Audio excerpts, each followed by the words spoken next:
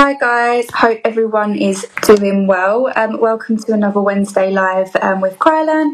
It will be myself and Kewin doing a live demonstration today and talking all things brow block. So for those of you that are interested in how to block brows, how to create and make your looks a little bit more diverse, today will be a really good live for you all to of course tune into. As always, we'll be answering any questions that you have.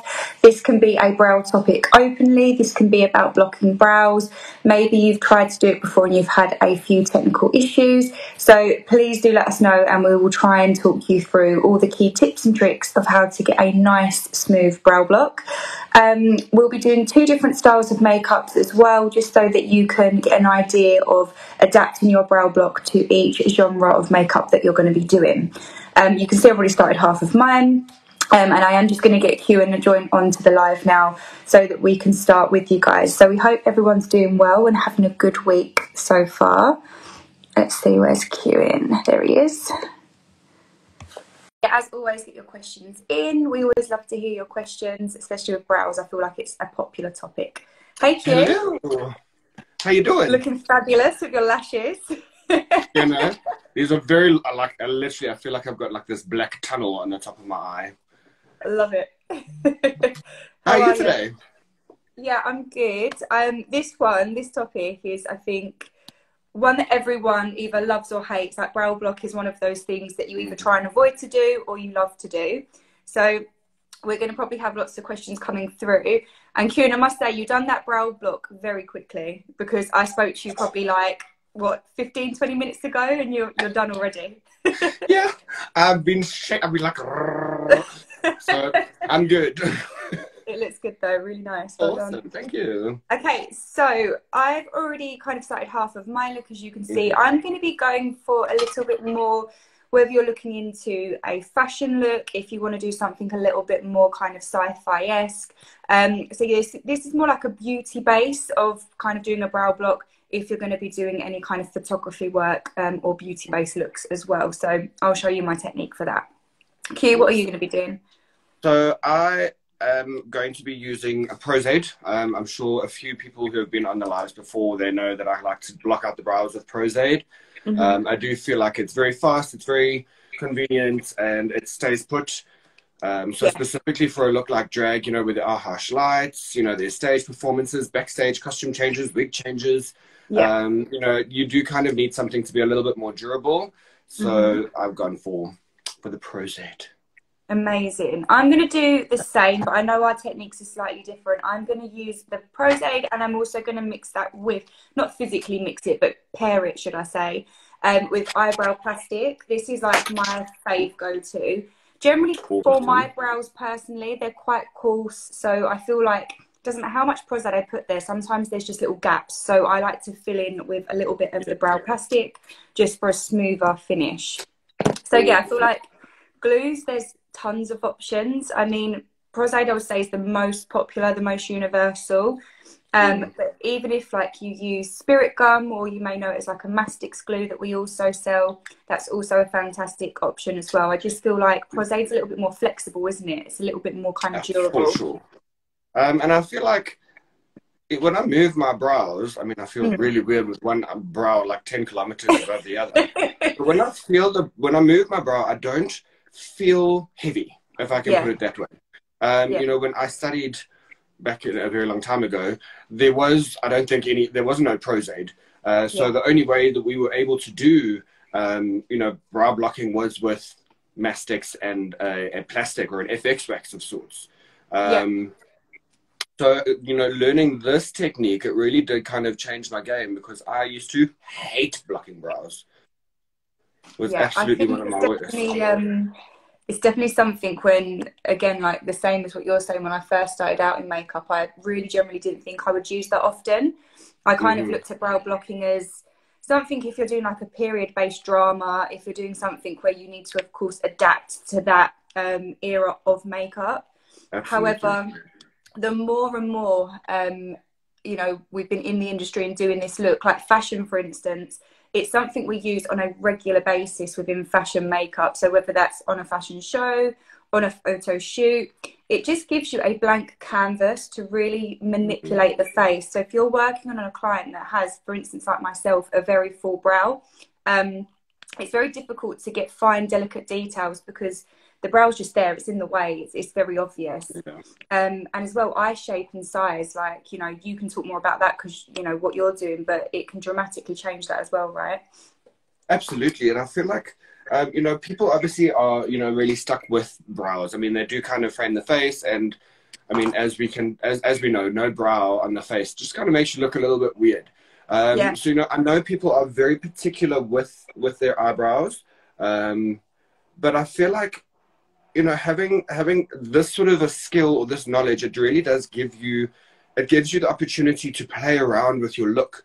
You know, if you generally somebody that's got quite a low, straight brow, you know, you're able to then really create that arch and wing out a beautiful look. Whereas otherwise you might just be limited to this small space here. So I definitely think it is something that, you know, people are starting to look at now more, as you say, for fashion, you know, for beauty even. I know a lot of people that actually just shave them off. Which terrifies me, but you know, each to their own. And it gives the wearer or the person just that much more flexibility to, you know, play around with different looks and to not be so limited or restricted.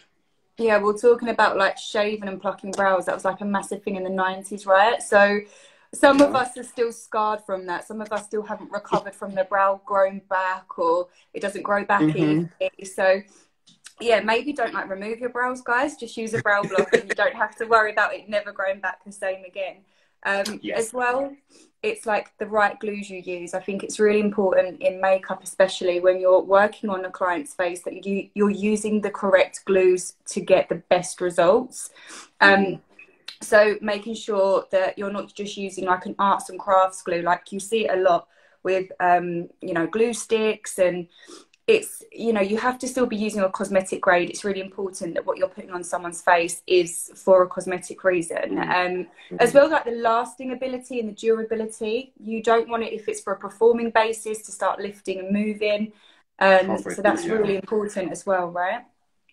Absolutely. I mean, that just destroys any kind of performance that you might be doing, and because now your whole look, your whole persona is now falling apart. So I do think it is quite important, as you say, to use the correct products to achieve, you know, the best result for your client. So I'm with you on that one. Just to sort of elaborate how I'm covering my eyebrow. So I'm using the Dermacolor. I'm taking the D30, which is our orange corrector, and I find that on a lighter skin, using such a color intense corrector can sometimes show through. So I do like to mix mine with a little bit of another foundation shade. The shade here is the South African Mix D5364. So I mix about 50-50 of these two, and it gives me like a nice peachy color, which is then a lot easier to cover with your foundation if you are a little bit fairer. So I'm just stippling that on. I have loaded my brush quite heavily, because you don't want to be playing around too much on that area and then the product starts lifting off the skin because you're just constantly working on it. So load your brush quite heavily when you are covering the brow. And then just, try and get an even, uniform concealment. And I feel like one of the most important things that people need to remember is to powder in between your layers. Because, you know, missing out that layer of powder is really just going to make your product start blending together, and it's just going to become one hot mess. So I definitely recommend to powder in between. No, I think as well, depending on the like media that you're working on, like you said, Q, you're doing something that's more of a performance basis. So there's going to be a highly likely chance that, one, it's going to be at a distance. Two, as well, you're going to be under intense lighting, so it's going to kind of diffuse a lot of things as well. So when it comes to things like your color correction, like Kieran said, he's using something, he doesn't want it to push through and look too orangey, but I feel like in that part of the industry you can get away with certain things. With the with the brow block for kind of photography bases, you do have to be quite aware of things like texture and colour. So hence the reason I'm using the brow plastic, because of hair texture. It's quite hard to get a fully smooth brow if you do already have hair texture there. We can't completely remove it. So you need to manipulate that to be able to just even out the texture. So by using the brow plastic that I've used, the eyebrow plastic, it basically just like fills in between the gaps of the eyebrow. So I'm not adding too much texture, I'm not putting too many layers of product on, I'm literally just filling in between the gaps, which really helps just to smooth that out quite nicely. Again, I've got dark brows, so like you were saying with colour correcting, that could be necessary if you have a darker brow. For camera work, again, you have to be quite aware that things can push through.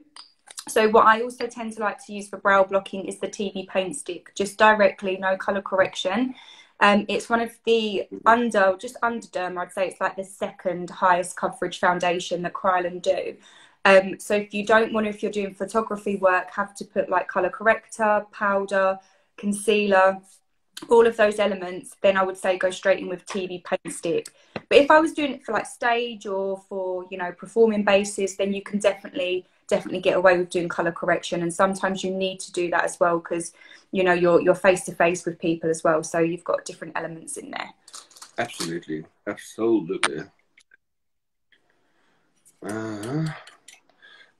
can use Mastic as well, or Artex. I've never personally used Artex on the brow. I mean, I'm sure you could certainly use it to create, you know, your burn or your special effect. But have you used Artex to block out the brows for fashion or theatre or anything to that effect, Lee? No, nice. The thing is with Artex, I mean, you would generally build texture, because by the time you try to blend it, you're never going to get it to fully seam over. So no, I personally haven't. If you have and it's worked for you, amazing, like share that experience with everybody. But personally myself, I wouldn't imagine that it would work too well, and I can't imagine it being seamless, if that makes sense. So yeah, I would say that's something you'd have to probably try. This is the part when people start to understand and realise why I have a bigger brow, because thin brows and no brows do not suit me at all. No brow is definitely a specific look, I'm not going to lie. Yes, you have to be a certain type of person to be able to really carry that off, and I'm definitely not one of them. I've not got strong enough features to carry a no brow, so yeah, I'm always kind of looking at myself at this part and thinking this is why I definitely have a bigger brow. We do have... Say that again. No, I was just saying, absolutely, completely agree. I think a brow, you know, when you're used to having a fuller brow or just any brow, to not have a brow it's quite a shock to the system. Yeah, right, exactly. I mean, I have been here before when I've overplucked in the past. And I think that's why I have some form of like PTSD to have a bigger brow. Yeah. Yeah. Okay, so I did go on directly. This is my personal stick. If this was obviously in a situation that I was on set, I would of course decant. I do like the pressure of the paint stick going over, though. I feel like it really helps to smooth down that wax. I feel like it helps to fill in the gaps. And you can see without having to like colour correct, that's given me a really beautiful block. You know, minimal texture there and minimal product, which for photographic reasons it's kind of unnecessary, really, to make sure you don't have too much on the surface of the skin. Absolutely. I'm literally just going in with my Ultra Foundation now, just to sort of colour over my derma colour and blend into the rest of my face. And then I'm going to use my Digital Complexion concealers to highlight and contour before I set. I'm loving it. It looks beautiful and smooth, Q. Oh, thank you. If only my skin was this smooth all the time. That's the wonders, right, of makeup. We do have some questions coming through, so I am going to get onto those, because we both end up talking too much, right, and then we don't answer. So we have here, how well would Cinewax for blocking brows or FX? So what is the best out of Cinewax and FX wax? So I would say personally, out of what I've used, I generally really like to use Cinewax if you're working on like a finer brow. So if someone's got really fine brow hair, but you just need like a little bit in there just to kind of, again, fill those gaps, it works beautifully because it's really soft. FX wax I find is quite plasticky to the point where it's a little bit harder to blend through. So if you're looking for more of a plastic based wax rather than something like a beeswax or a softer wax, go for the brow plastic. For sure. So this is a plastic base where Cinewax is wax. So you're going to get two different finishes with that. I definitely find that Cinewax is a far softer consistency. So you're able to, I find I'm able to work with it a lot easier than I am with an FX wax or a special plastic. So it definitely is, in my opinion, a more workable concealer wax to go for. Yeah, I totally agree. Just when you start to work over, guys, you'll have to excuse me, I've got a really tickly throat, so if I keep coughing and sputtering, I do apologise. When you start to work over the brow, you need to be really mindful that you don't start disrupting it. So I didn't powder. Powder is a step that you can definitely take if necessary. For me, because I like the kind of tackiness from the TV paint stick, when you start to build your colours, I feel like it really helps so that you don't start to disturb the wax that you've put down. So by having the tackiness from the TV paint stick, that really does help to kind of grip onto the eyeshadow, so I get like an instant colour payoff. That's always good to know. Nice tip. Because I would immediately go in and start powdering my TV paint stick because I wouldn't want it to start shifting. But I mean, you know, as you say, I suppose you're going over with your eyeshadows as well, which does kind of provide some kind of setting to it as well. Yeah, I think for like what you're doing, like for drag, you would definitely need to do that layer of powder because it needs to be so long lasting. With like photographic stuff, you can get away with it a little bit because you're there to touch up, you're there to kind of keep a check on it. So it's like two different things. Which is, I suppose, great that we do this, so people can also see, you know, the versatility and the various options for the various different genres or themes. Because I find a lot of people almost get stuck into a routine, you know, like I've got to put my mastics down, I've got to put my Cinewax down, I've got to seal that, I've got to conceal that, I've then got to powder that. And there's actually so many different varieties or methods that you could use depending, as you say, on the type of media that you're looking for or that you're working with. So I think it's great that, you know, there are always so many different options of what you can do and what you can use everything for.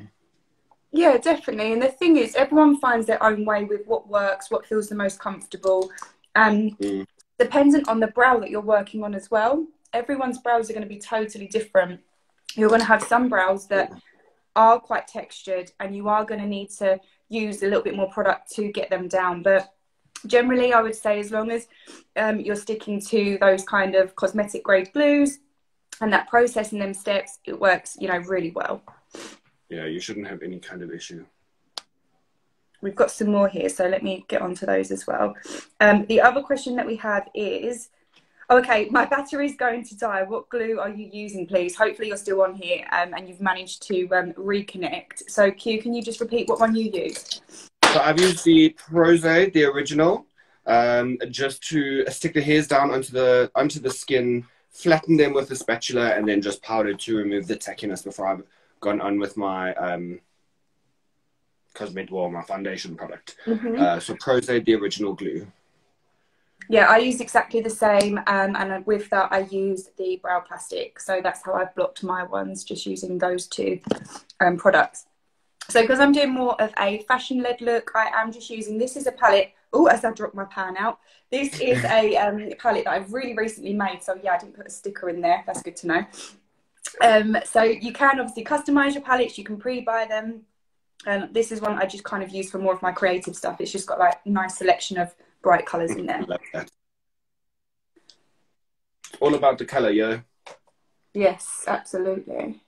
All right. I think I am pretty much ready to start powdering and move on to my brow, filling my brow in.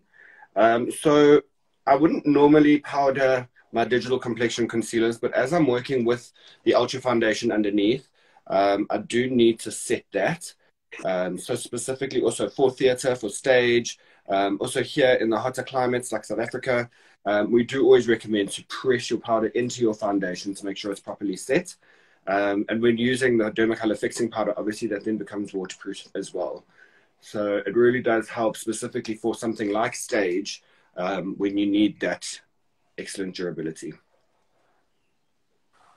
Yeah, and that's the main thing, isn't it? Is making them durable. I mean, if you're doing more something on like a prosthetic basis, on a special effects basis, you may even have actual brow applications that you can have made out of silicone that can go over. It depends on the media you're working in. As you start to work on more and more high resolution, a brow block, a bald cap, any of those sort of things, they become a little bit more trickier to get so seamless. So it's always very dependent. But the amount of times that we've used this technique that me and Kieran are doing today always look really flawless on camera. It's very nice and smooth. And you can use this in so many different aspects as well. So we're doing fashion and drag today. You might want to do something more fantasy based. It just gives you that completely beautiful blank canvas to build onto. Absolutely. Oh, sorry, dropping my brushes here. I saw a question pop up like a minute ago. So how do we remove the glue? So how do you remove the glue, Lee? So anything oily, personally for me, we do have a product that's called MME, which is a mild mastix remover. So that's really good to use if you want something quite gentle to remove that from the skin. Alternatively, we have a cleansing oil that's also really gentle on the skin as well. So yeah, anything that's very delicate, very kind of oily, I find removes it beautifully. Awesome. Yeah, I'm pretty much the same, although these are looking very much not even. I'm pretty much the same. I find actually that the natural cleansing oil lifts the product so beautifully. I used to always use special adhesive bee remover, which also works like an absolute charm. But I mean, the natural cleansing oil, I let you just hold a saturated cotton pad over the area for like 2 minutes, and I move back and forth, swipe it up, and pretty much all the product is out of my brow. So I found that has been an amazing remover to use. Yeah, absolutely. Okay, so we have another question here. After using this process, is it compulsory to lock it with powder? So yeah, we did already touch on that, but we'll just like go over it again for anyone that did miss it. So it's always dependent on the makeup that you're creating. So if you're going to be layering lots of, you know, different colors and products, and you need it to be really durable and last all day, then yes, I would say fix with powder for sure, because you don't want that foundation to start to mix and lift. I didn't powder because, like I said, I like the tackiness from a foundation or a concealer to really grip onto the eyeshadow so that I don't have to over kind of buff. If I feel like there's powder there, I feel like the eyeshadow won't connect as well. And then I feel like I have to overwork it, which then leads to too much friction, which can then lift the wax. So it just really depends. But if you're doing it for, you know, like what Kieran's doing, drag or performance basis, you need it to last long, you need it to be really fixed in, then yes, definitely powder. If it's going to be something you can manage, you can touch up, then yeah, this is enough. And like me and Kieran said, because I'm using eyeshadows and loose pigments, it kind of fixes it and sets it anyway. So yeah, if you're not putting anything on top of it, no kind of shadows, no powders, then you do need to fix it. I would say it's a better option to do that. Absolutely. So I'm just going in with a little bit of eyeshadow just to complement in between. And again, just make sure when you go over that area, you don't overwork it where you've put the wax down. You really kind of just want to pat over. Right, and then I have used, so I'm just, you know, I know they should be sisters and not twins, but I feel like they've just got to look more or less same. So I have taken our HD cream liner in cacao, and I'm literally just using a small angle brush. This is, I think, 3806. And I'm literally applying it and filling in the brow as much as I want. I mean, you can obviously create a beautiful ombre brow using 2 or 3 different shades, you know, going from, for example, maybe the Sahara into your cacao, into your ebony, to create a really nice sort of faded effect. Alternatively, you can obviously just do what I'm doing, which is painting them in, and then I just use a little cotton bud just to soften the start of the brow. Okay, when as well as we're talking about brows, obviously depending on the shape and style that you're doing, the era of makeup, would you say that there's a correct starting point, especially because like you've taken the whole brow away? For someone who's a novice at this and has never done it before, would you say there's a way to gauge where to put them? Because I mean, I've done a drag look before, like, you know, and when I very first started ages ago, and they ended up in my hairline and it just looks so bizarre and so ridiculous. And then obviously the more and more you get used to it, you know where to place them. But would you say like when you're drawing in a whole brow that needs to look pretty natural, there's like a good starting point to build from? Yeah, so I would generally, so firstly I always follow like the general shape of my natural brow. Okay. Just to sort of give me a bit of a proper frame for my shadow. That being said, if I need to do like a straight out, I want to say Boy George brow, you know, that is also an option. However, for your actual brow positioning, I would generally go from the start of the corner of the nose through the inner corner of the eye, and that's where you would start. So you can see I've pretty much gotten that on like a perfect sort of ratio. I would then go from the corner of the nose through the center of the eye to get your arch, and then from the corner of the nose out from the corner of the eye to get the tail. So you can see I need to maybe extend that a little bit more. Yeah. Because I think that's the point that everyone struggles with a little bit more, is like where to place them. So, and especially once you've taken the brows away fully, it is a little bit more trickier, isn't it, to like work from. Would you also say for what you're doing, like for more of a drag look, that you would always do brows before you do any eyeshadow work? No, not necessarily. I feel depending on the look, you definitely do the eyes first and then move over to the brows. Okay. I find sometimes if you put the brows in, you're kind of then limited to work with that space. Okay. You know, so if you're wanting to do quite a winged out extended look, that is kind of going to get in the way. So I would then definitely start with the eyes depending on the look that you want to do. That's good to know, because I think that's another thing that people sometimes struggle with. Like, what do you do first? Do you do eyeshadow? Do you do eyebrows? I feel like eyebrows are always good if you're someone who is completely unsure of where to start and stop, especially if you're doing an over-exaggerated makeup like what Kieran's doing. Sometimes it's nice to get them in first of all, because you know exactly like where to go, because it frames the face already.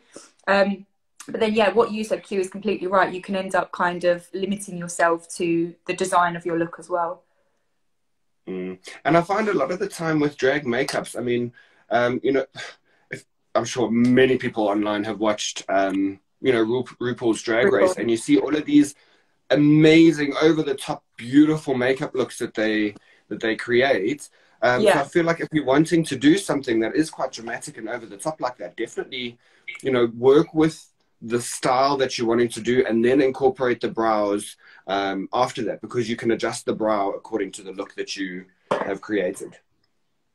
Okay, yeah, that makes sense too. We've got some more questions, so I'm going to go to those quickly. I'm just checking that I've got that kind of even.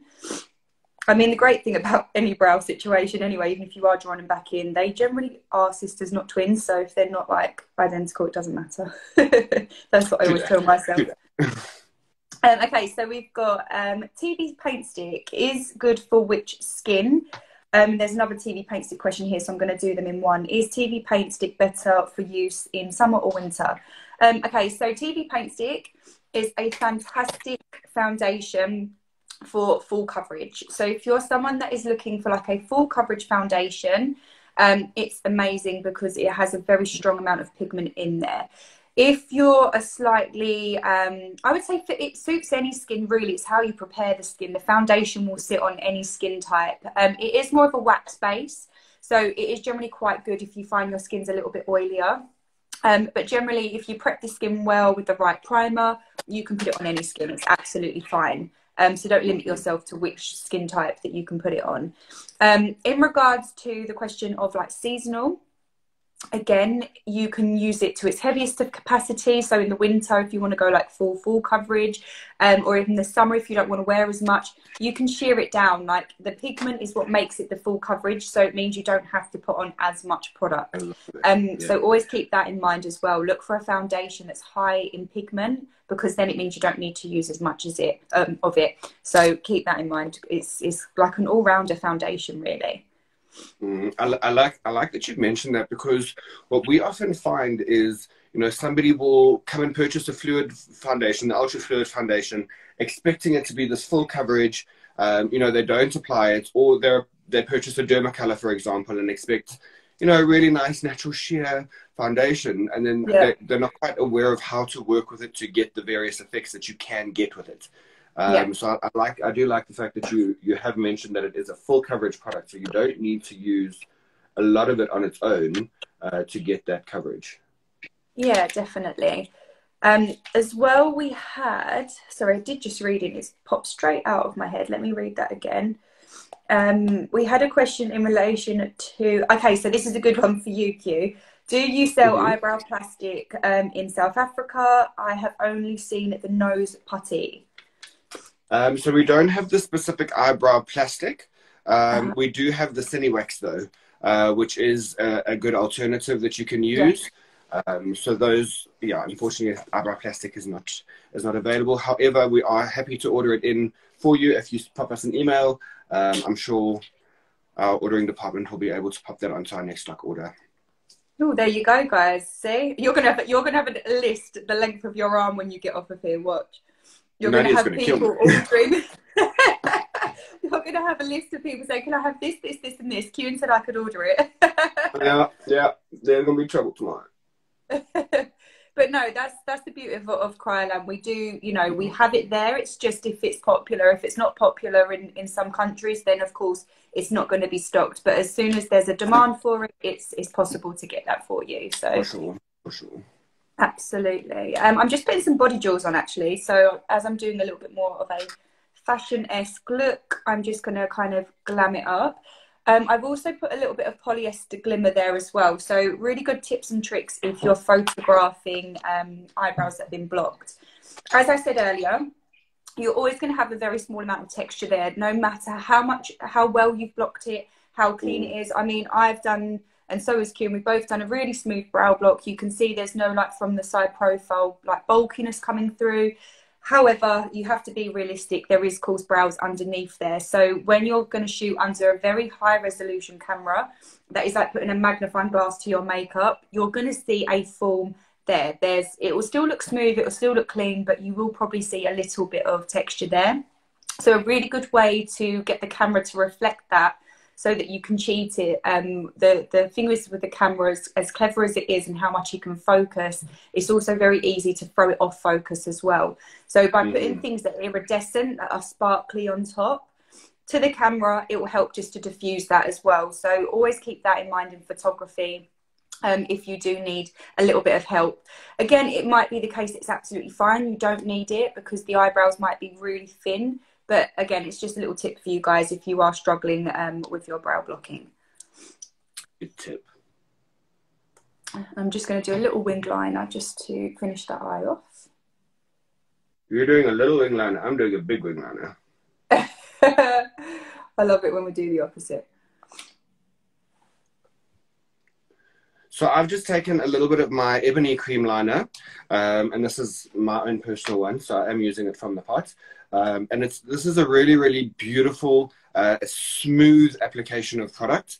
And once again, is going to add exceptional durability to your makeup application. So if you are doing this for stage, you won't have to worry about anything running, black panda rings under the eyes. Your HD cream liner is a really, really great option. And I've just actually noticed how these lashes, how much smaller they make my eye look.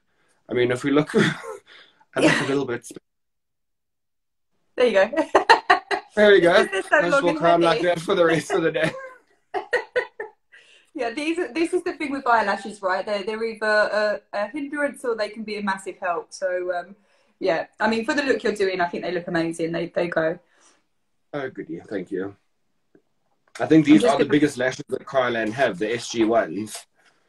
Oh, are they? I thought, yeah, I wasn't sure if it was Uh, those or sound lashes. those guys. So I mean, you can see they are pretty long. Um, so I'm literally touching my real eyebrow. Yeah. Not the fake one, the real one. Okay, let's do some questions. So another question that we have is, do you lay an adhesive down with the brow plastic all the time? As in, would you always put down the Prozac first? So again, I think it's really dependent on the brow that you're working on. If someone has a very fine brow, there's really not that much hair texture there, then the wax or even the Prozac, either will be enough on their own. Generally, for a heavier brow like myself, as you guys, if you do watch the lives, will know I do have a fuller brow. So if I was just to put brow plastic through, it's going to keep pushing, it's going to move, and it's going to crack. So I had to have something that adheres the brows down to give them a smoother appearance. So it just really depends on the media that you're working under and also the brows that you're working on. Would you say any different to you? Not a word different. Okay, They were cool. pretty much perfect. I'm just taking a little bit of my Supreme Volume Mascara and just running that through the lashes before I apply my falsies. Popping a little bit onto the bottom as well. Okay. Let's see what else we have. So isn't Prozac water soluble? So no, it's a water and acrylic base. So the mixture that you get in there, it's really flexible. It's really gentle on the skin. However, water alone won't take it off. You need to have something that emulsifies and breaks it down. So that's why if you're using maybe like a face wash or an oily kind of like makeup remover with the water, it breaks it down really beautifully. But if you was just to wash your face with water alone, it's not gonna move it. It will just go really tacky and sticky. It kind of like melts it in a way, but without removing it at the same point. So that's something to always remember. So it's not going to kind of sweat off or come off, but it needs a remover to activate it, to remove it. I think also that something that's quite sort of nice to know is that Prozac is a surgical grade cosmetic adhesive. So when you find that some people have, you know, missing pieces of their nose, oftentimes you can actually get that piece made and you stick it on with Prozac to ensure that durability, that gives you that peace of mind that that piece isn't just going to fall off. Yeah. It's also really, really often used on movie sets to adhere special effects to the skin. So it really is quite a strong adhesive, which is why water alone won't remove it, but you will need something oil-based to just break down the formula itself. Yeah, and that's another really nice thing as well. Like you're saying, if you are going to use it on a case of like prosthetics, and you're doing it for a film set, a movie set that is quite a consistent production, so you could be doing that for months and months. Some glues can be quite wearing on the skin, so that's when, like Ewan's saying, with it being medical grade, with it being really gentle on the skin, and also just the removability of it is really nice and easy as well. But I would honestly say, out of like most glues for brow block, this is the best one to go for. It's the one that kind of does all brows. It makes them look smooth, it makes them look clean, and it just keeps them there all day as well. So yes, I would always go for that one. The other question we had was just to repeat the remover. So with the removers, there are a few. So like Ewan said, again, it depends who stocks and sells them. You've got Special Adhesive B. Also as well, we have a glue called MME, which is like a blue sort of liquid, which is really gentle. It's quite oily as well. Or we have a cleansing oil. So you do have quite a few options. Anything that, again, is oily, that is really gentle, will take it off quite nicely. So yeah, I would say just make sure that it's something that's gentle on the skin when you're removing. If you do have any other questions, guys, I mean, some of you may have just joined. We're just talking at the moment about brow blocking, when to use it, when it's going to help your makeup, and also the best products and way to apply. So yeah, make sure you get your questions in. It's definitely a technique that as a makeup artist we use very often, more often than not. I mean, like I said earlier, we've done it in fashion shows, we've done it for photo shoots. If you're doing a theatrical based piece and you need to completely distort the expression of the face, it really does help to do that. If you're performing, you won't have the energy for 2 to 3 hours to constantly hold up or manipulate the shape of your eyebrows. So to block out a brow really helps to bring a character to life as well. And like what Kewan's doing with a drag look, it helps to just give you space to really bring out those eyes, and to give you loads of space to build up a really gorgeous eye makeup. Absolutely. All right. So I am pretty much done with my look. I just need to do my lippy. Loving it. Looks gorgeous. Thank you. I'm channeling my inner Marilyn today. I think everyone needs a day to channel her. She's amazing. Isn't she just? We just had one more question. Can you use eyelash glue? So if you're talking about something like duo glue, that's something that's like a latex, again, like an acrylic and water-based glue, you can. The only thing is I find that it's a little bit more thicker. So it's a little bit more trickier. You don't have as much time to kind of work with it. I feel like something like Prosaid has the perfect time and ability to get it on, to work with it and to get it down. I feel like eyelash glue would dry quite quickly and you're going to end up getting a lot of texture where you try and push that through as well. So we also have here how to prevent colour crease appearance on the eyelash after some time. So I think, would you take that as how to like stop fallout maybe? I don't know if you can see that question, Q. You might be able to read it differently to me. Colour crease, or it might be the crease appearance on eyelash after some time. I think, yeah, maybe it's with regards to like if you've got glitter or sparkles that might fall out onto the lash. Yeah. I think the only way that you can really sort of go around that is by using like multi-gel to stick that down. Yeah. Or, you know, even if it's a cell sealer, if you're trying to create like a glitter liner or something to that effect. But I think as long as you've got a good adhesive to keep that onto the eye, yeah, you know, you shouldn't have any issues. Or like an eyeshadow primer if you're working with just regular eyeshadows. Yeah, no, I agree. That it's kind of inevitable sometimes, like with glitters, to have that fallout. But yeah, definitely use the right base. I used Hydromastics. I don't know if some of you guys have that in the stores near you, but that's my go-to glue for glitter, and it doesn't move, it doesn't budge. So yeah, that's called Hydromastics, which is a water-based glue. We've also got another question here. So advice for someone who wants to get into the makeup industry for special effects in the future. I would say in any industry you want to get into, and of course if you're looking to get into more of the special effects, you need to be working with others that are in that industry. So whether you're going to assist, whether you network with them at things like trade shows, you've always got I'm hoping this year, if not next, IMATS will, well, actually IMATS has just been, hasn't it? It was virtually this year. IMATS will come back.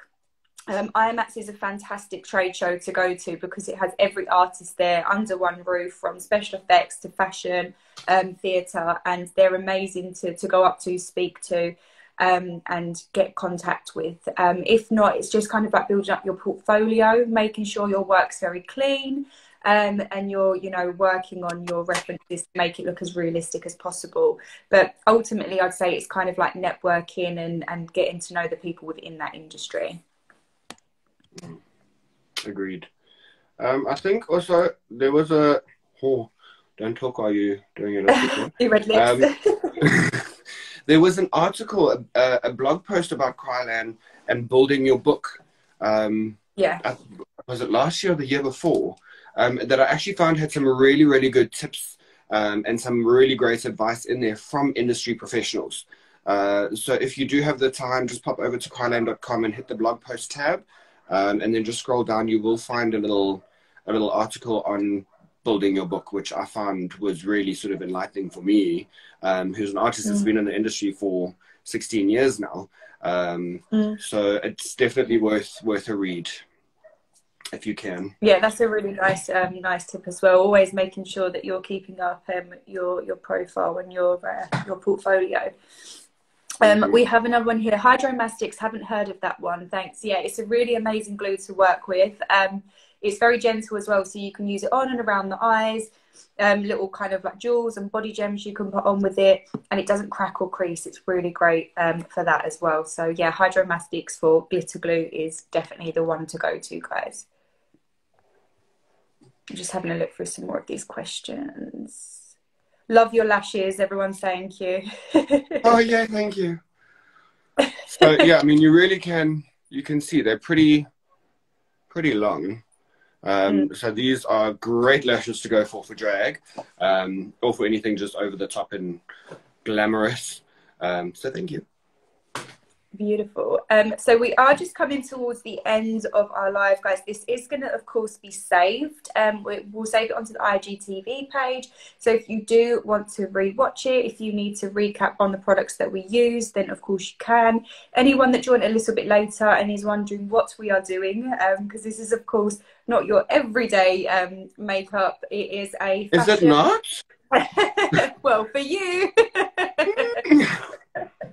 No, but it's a little bit more creative what we're doing today. So we're doing a drag look, which is what Kieran's doing, and a fashion look as well. So it's all about brow blocking, how to block your brows in which media and to use which product. So yeah, we've both used similar products in different ways, and we've built on that with 2 different looks as well. So hopefully that will help you guys that are a little bit unsure with brow block. And yeah, hopefully we've shared some tips and tricks with you all as well. Kieran, you're looking fabulous. I feel like I'm ready to go and like get dressed up, put on a wig and go out tonight. Pop on my heels and go dancing. But no, it was amazing. It's always a pleasure, Q. And we will be back next week. And yes, tune in again and we will have another live for you guys. Sorry, I've just seen a question come through. One more question. If we have overplucked in the 90s, is there anything we can do to get them to grow back?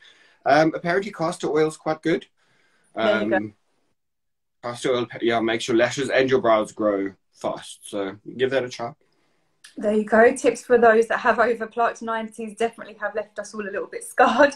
But yeah, if you do have any more questions in regards to brows, we've got more lives coming up, so you'll be able to ask us then. But take care for now, guys, and we will see you next Wednesday. See you next week. Enjoy your evening, Lee. Bye. You too. Bye.